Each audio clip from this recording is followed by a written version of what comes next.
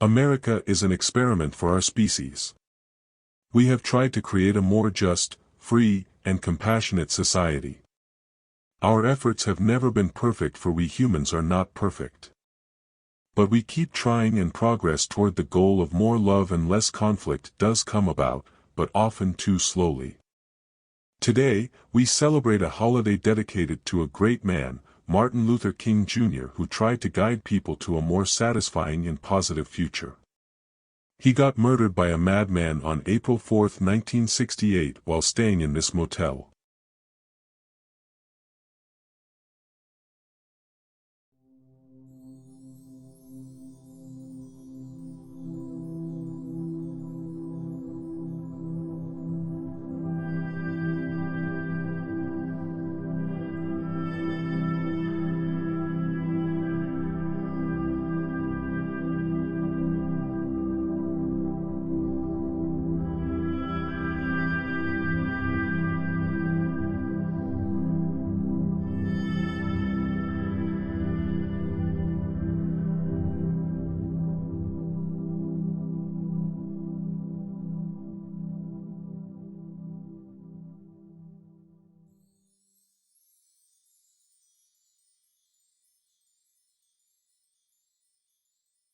On that night, Robert Kennedy, whose own brother, President John F. Kennedy, had also been murdered, made the brave decision to inform the crowd of Martin's death.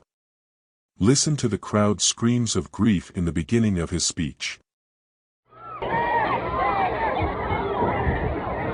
Ladies and gentlemen, I'm only going to talk to you just for a minute or so this evening, because I have some very sad news for all of you. Could you lower those signs, please?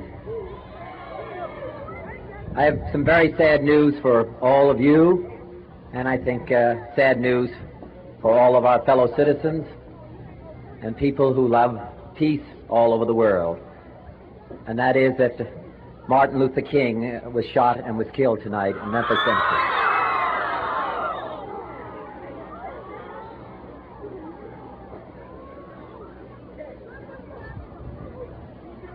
Martin Luther King dedicated his life to love and to justice between fellow human beings. He died in the cause of that effort. He went on to give an outstanding speech to the crowd that evening.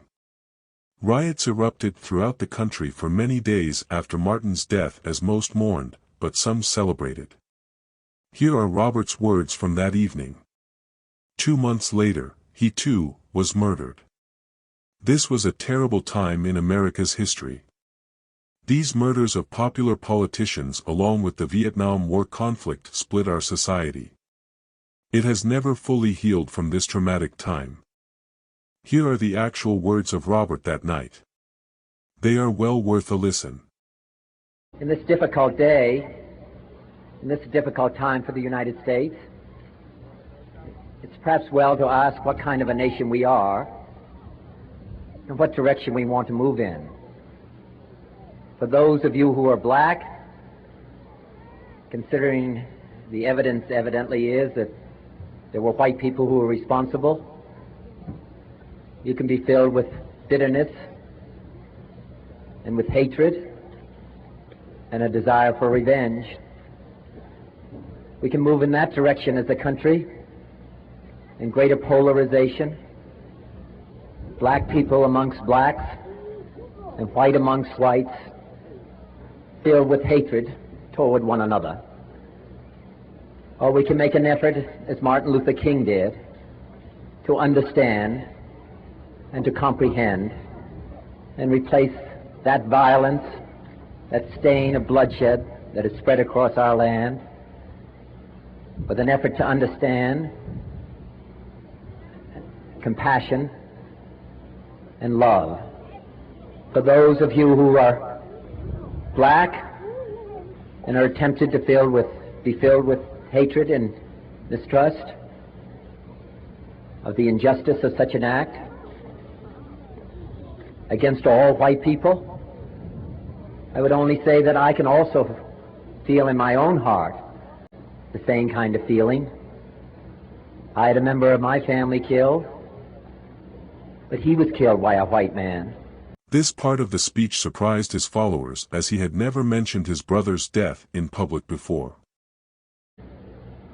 But we have to make an effort in the United States. We have to make an effort to understand, to get beyond or go beyond these rather difficult times.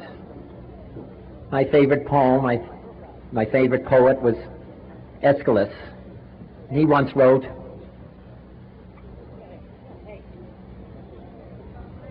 "Even in our sleep, pain which cannot forget falls drop by drop upon the heart, until in our own despair, against our will, comes wisdom through the awful grace of God." What we need in the United States is not division. What we need in the United States is not hatred.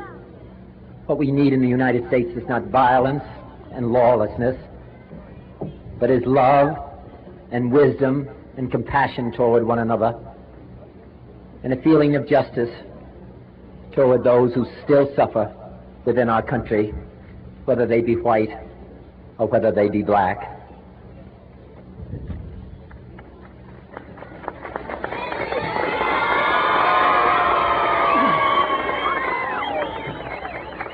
Can you hear the emotion? He paused, adjusted his slain brother's overcoat he had chosen to wear into the black neighborhood where the police had refused to escort him into that night, calling it too dangerous, and continued.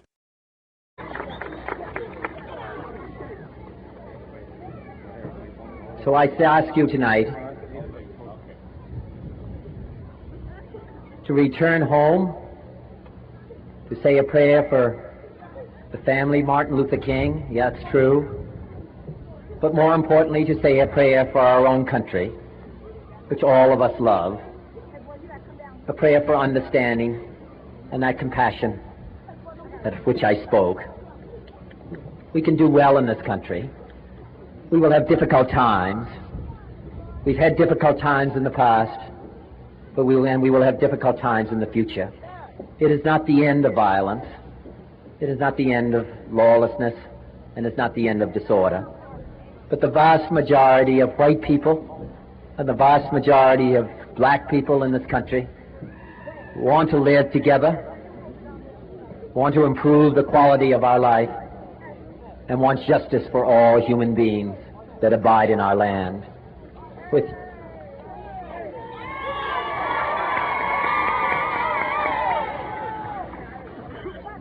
And dedicate ourselves to what the Greeks wrote so many years ago, to tame the savageness of man and make gentle the life of this world. Let us dedicate ourselves to that and say a prayer for our country and for our people. Thank you very much.